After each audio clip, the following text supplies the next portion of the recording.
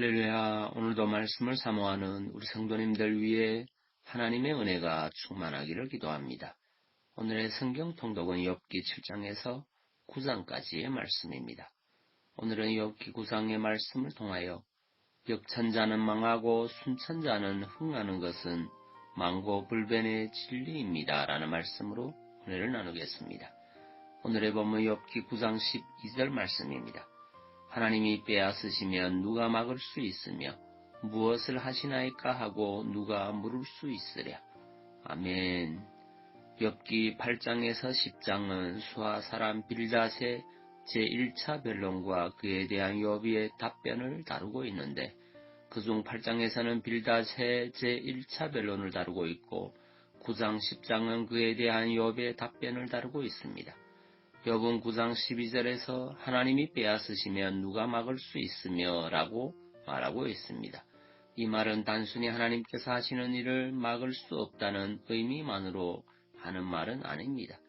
마치 달걀로 바위를 깨려고 하다가는 자기가 먼저 깨어지듯이 하나님께서 하시는 일을 내가 마음에 들지 않는다고 막으려 하다가는 자기만 깨어지고 말 뿐임을 강력히 암시하는 말입니다. 그래서 하나님 앞에서 가장 중요한 것은 일의 옳고 그름을 따지는 일이 아닙니다.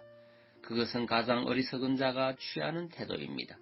가장 지혜로운 것은 그저 하나님의 뜻이라면 순종하는 것입니다. 거기에 어떤 이유나 토를 달지 않고 철저히 순복하는 것입니다. 예수께서는 겟세마네에서 3번에 걸쳐 십자가의 승잔이 비껴가기를 기도했지만 결국에는 하나님의 뜻에 굴복했습니다. 사도 바울도 하나님께서 자신의 몸에서 사단의 사자를 제거해 주시기를 3번이나 간곡하게 기도했지만 내 은혜가 내게 족하다라는 말을 들었을 때에는 그와 관련한 더 이상의 강구를 그쳤습니다. 사랑하는 성도 여러분, 왜 예수님이신들 하고 싶은 말씀이 없었겠습니까? 또 사도 바울이라고 해서 왜 하고 싶은 말이 없었겠습니까? 그런데도 끝까지 순종한 것은 그것이 하나님 앞에 선 자로서 마땅한 태도라고 생각했기 때문입니다. 옛말에 역천자는 망하고 순천자는 흥한다고 했습니다.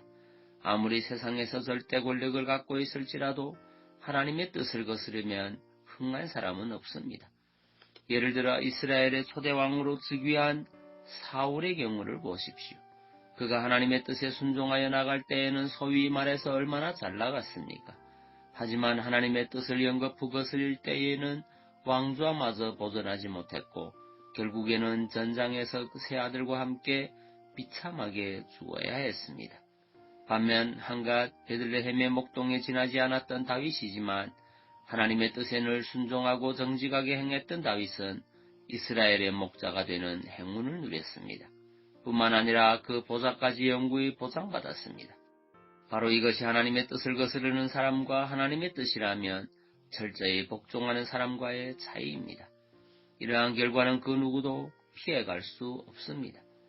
그가 아들이시라도 받으신 고난으로 순종함을 배워서 온전하게 되었은즉이라는 히브리서 기자의 증거는 비록 예수님께서 하나님의 아들이시라도 하나님의 뜻에는 순종해야만 했고 순종해야만 온전함을 가르쳐줍니다.